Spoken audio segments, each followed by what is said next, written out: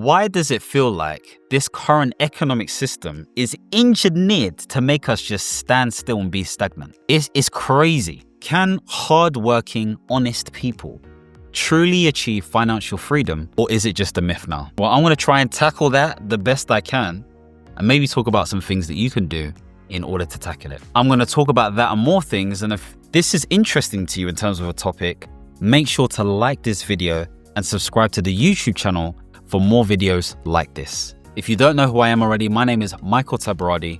I help ambitious professionals like you work out all these changes that are happening within our world in order for you to understand how to create a flourishing portfolio career. Now, like many of us, we may have gone to community college, university, and all these different things. We've got the accolades.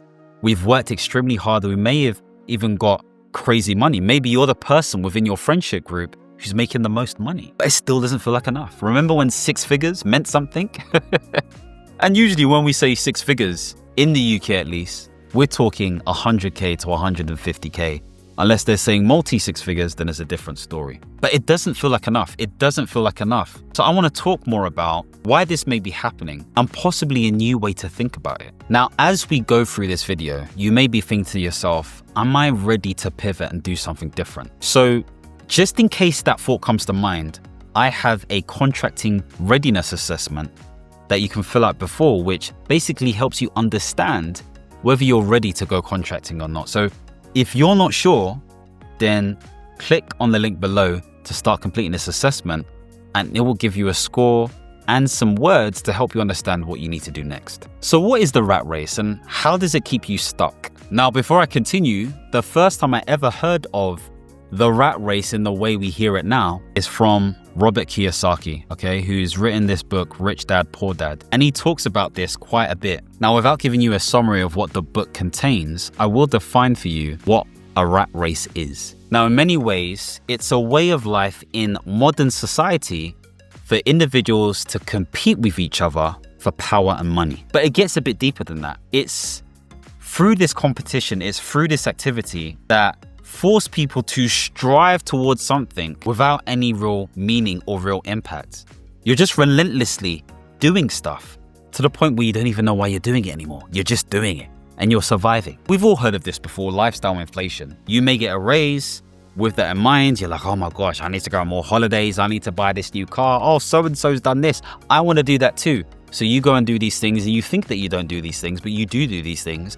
And then what ends up happening is you're like, why am I still in the same position as I was when I was making 20K less? It's because of lifestyle inflation. And so many of us will be in positions where we're living paycheck to paycheck.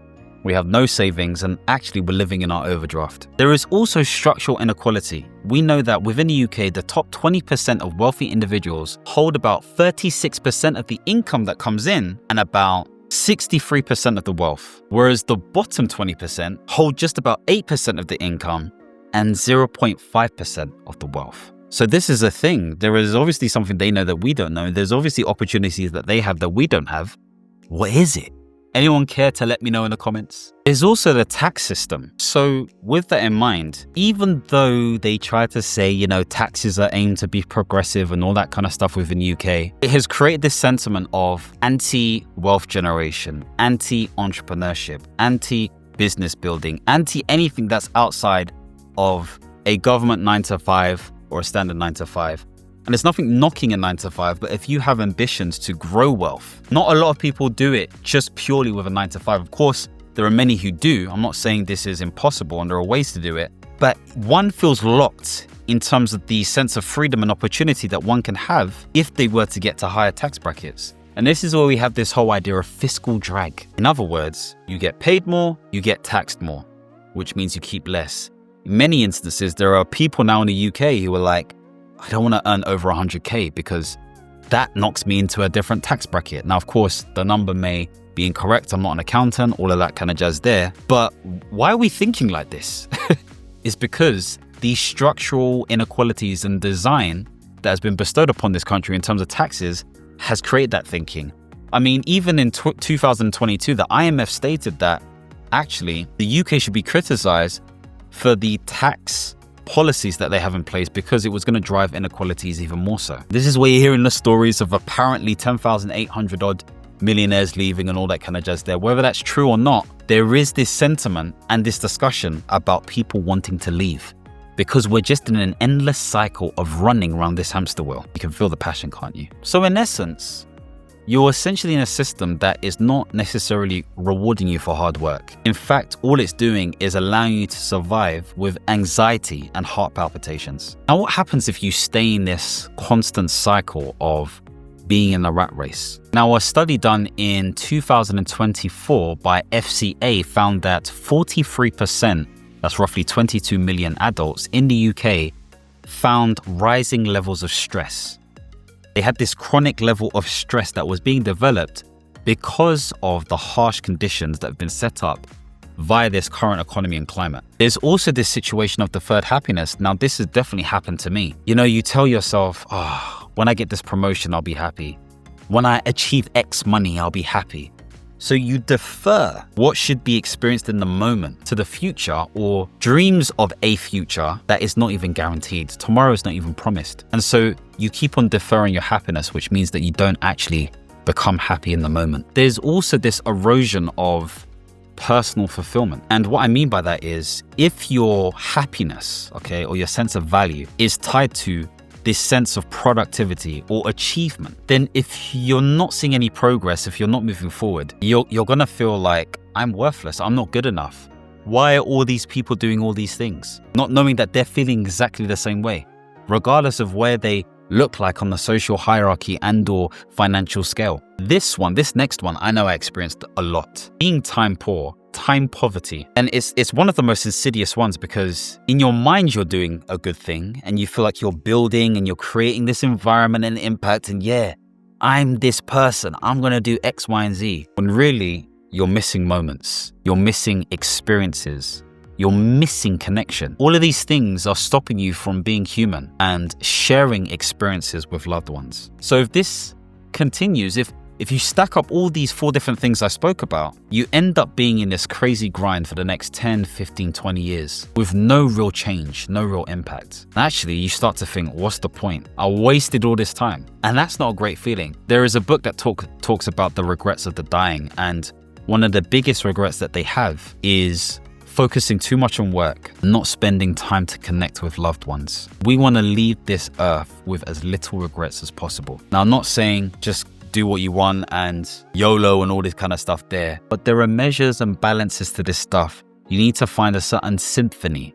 You need to find a certain level of alignment that makes sense for you. Harmony, as my friend would call it. So of course, I've spoken about a lot of these challenging things, but really and truly, the first step is to understand that part of the new opportunity is to think about the fact that it's not you, you're not the problem. There is a systemic issue here. We're all feeling this. We're all in this together. We need to speak more to each other because me saying this may not be enough, but we need to have conversations with each other to understand where we're at. So rather than thinking you're not good enough or blaming the system and all this kind of stuff there, understand the game. What is the game telling us? What are the new rules of the game? Do you understand it? And if so, are you accepting of it? Because if you are not accepting of it, then you're in a situation where you stay where you are. So these, rules of the game may say, it's not purely about a 9 to 5, but it's also about what you do outside of your 9 to 5, as an example. Or I'm making this stuff up, of course.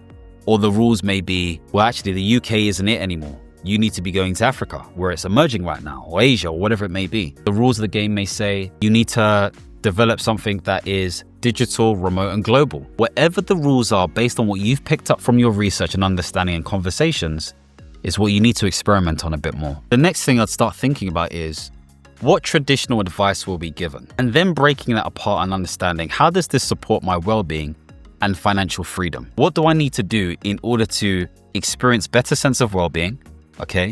Usually related to how we treat our bodies and our mental and emotional and spiritual. But also, what do we need to do to climb towards financial freedom? And how long realistically is this going to take? What do I need? So again, like I've said in many of my videos before, I'm never trying to provide the magic bullet. You can go to somebody else to do that. I'll just tell you my take on it and really talking about a strategic, multi-layered approach that will take time, but requires you to have a sense of will and belief in with the right support around you, if you have that. So let's look at some core pillars, 3 core pillars that we can dissect. The first pillar is financial literacy. It's empowering to understand what comes into your account and what comes out of your account. So let's focus on what comes out of your account. What subscriptions do you have? What do you pay for? It's good to work out ad hoc expenses that happen regularly and regular expenses. When I did this, it was a game changer because I realized actually I was spending a lot of money on delivery, or I was spending a lot of money getting stuff for, let's say, my missus or this person or that person or whatever it may be, when I could have reduced it a little bit more, because I kind of just did it blindly. What are you paying for blindly? What do you still need? What don't you need? Have a clear list that you tick off when you pay for something and or when you subscribe for something new, so that you're aware of what you're paying for. You can get apps to do this, of course, but you can do this manually if you want to. I like to do it manually because it means that I see it and I'm part of the experience. Okay, you just need to remind yourself to do it regularly. You also want to be looking at things like, okay, do I need to change my job? I mean, for most people, even though the job market is crazy, that's the quickest way to make more money at the moment. Do I need to change my job? What opportunities are out there? Start looking at the market. What are they paying for the next level up? Do you need to do some sort of qualification, or do you need to do some sort of training, or add this to your experience? What do you need to do to make more money? Start thinking about that stuff. You also want to be learning about business. Okay, what does it take to build a business? In fact, do you even want to do a business?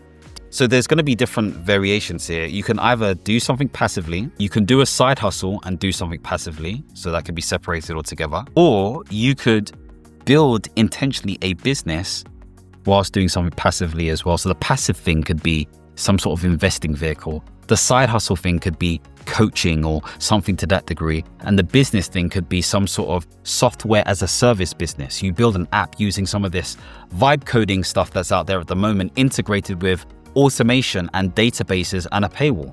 You have something. So think about your expenses and how you can grow your money. But you also want to think about what protections do you need to have in place. So this is looking at insurances, life insurance, health insurance. You're also looking at will protection and, funeral cover costs and stuff like that, just in case anything happens. You never know. You're looking at housing insurance, building insurance. You're looking at all these different things, income protection, just in case something happens. When it comes to taxation, is there a more savvier way to do it? So if you are independent, if you are a contractor, can you be more savvy with certain things? Are you sort of like making sure you tag and categorize and catalog business expenses? Do you have an application for that already, or do you have to do this manually? Do you have an accountant? Do you have a good accountant? Are they giving you the right advice? Are they doing things that you want to do with your life? Do you have a salary at the moment and then dividends on top of that? Like, what is your setup? So we want to be as efficient as possible. We want to have the right protections as possible. We want to grow our money and we want to keep as much money as possible. These are kind of like the pillars in many ways to how you can be more financially savvy. And if there's anything you don't know, get Gemini, ChatGPT, Claude, whatever you use, or even the stuff online to help educate you. And of course, if you can afford it or you have the right person, seek financial advice. I'm telling you, it will be money well spent. The final thing I want to say about that is savings. So are you putting your money in the right savings account? So are you putting it into a cash ISA? If you're investing or trading, are you using a stocks and shares ISA? Utilizing that cash-free allowance, before it goes. We don't know when it's going to go. So there are all these things we can do in order to position ourselves in the right way. The next thing you want to do is, when your money does increase or improve, you need to be very intentional in terms of where you're putting that money into, okay? So of course, it makes sense to have some sort of emergency fund. It makes sense to put in money for, I don't want to say a rainy day, if I'm honest with you, because that's the emergency fund, but for future bigger purchases, that makes sense. That will bring utility to your life. But at the same time, you want to also put it into things that are going to make more money for you. This is where the whole investing thing comes into play. I'm not a financial advisor, okay? You can speak to those individuals, but in saying that, there is a lot you can learn out there to educate yourself before you may think about getting an advisor, so you can ask the right questions. And even if you don't get an advisor, of course, It's always going to be down to you whether you get an advisor or not. You can start this stuff. You don't have to wait. So don't be afraid. If you need to get a Trading 212 account, I should have a link below, then get a Trading 212 account. But the point I'm making is if you start making more money, have somewhere you can put it. The other thing I'd say is if you do go down the side hustle and/or business route, paying for people, paying for technology, paying for spaces, minded that it makes sense for the business and it's the most efficient and cost-effective thing to do in terms of the long-term ambitions of the business, then focus on investing money on that, because if you have the infrastructure in place, you should be making more money. So yes, there is more of an investment strategy that you can apply, but there's also a business strategy that you need to apply, which requires courage, because there's a lot of people who don't like to pay other people to help them because they feel like they're losing money. But this is where you need to have a clear understanding of your expertise and your competencies, the market that you're focusing on, clear evidence that the market will pay for what you want to sell, and also the right articulation of your marketing before you start thinking about investing in things heavily. So bear all of this stuff in mind. And of course, the third thing is, once you've done all of this stuff, take time to review.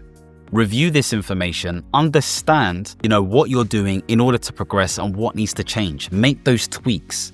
If you need to, diversify a little bit, then do that. If you need to stay where you are, then do that. But have some opportunity to review your investments, your money situation, and all of these different things. Because if you do this for long enough, you'll look back and say, hey, actually, I'm being a bit more relaxed on the rat race. I can actually leave this space. For me personally, I'm not completely out the rat race completely yet. I'm kind of like half foot in, half foot out. When I moved from this whole 9 to 5 to, contracting and consulting, there was a bigger sense of freedom. Of course there was. Of course, I have my own challenges that I need to face. Filling my pipeline, making sure I do X, Y, and Z, but it's different to what I was experiencing before. Very different. So there is a progressive journey that one goes on. So hopefully this has given you some insight, some inspiration, and triggered some ideas again in terms of what you need to start thinking about. Now, of course, like I said at the beginning, if this triggered this thought of actually, I want to explore contracting or consulting a bit more, then make sure you click on the link below so you can fill out the consultant readiness assessment, which will help you understand where you're at and what you need to be thinking about before transitioning into this space. If you enjoyed this video, in the next one, I'm going to be talking about the 7 key skills you need in order to future-proof your career in 2025. If you want to see more videos centered around portfolio careers, contracting, and independent consulting, don't forget to subscribe and hit the notification bell. And as always, my friends, understand, reach, and expand. Peace.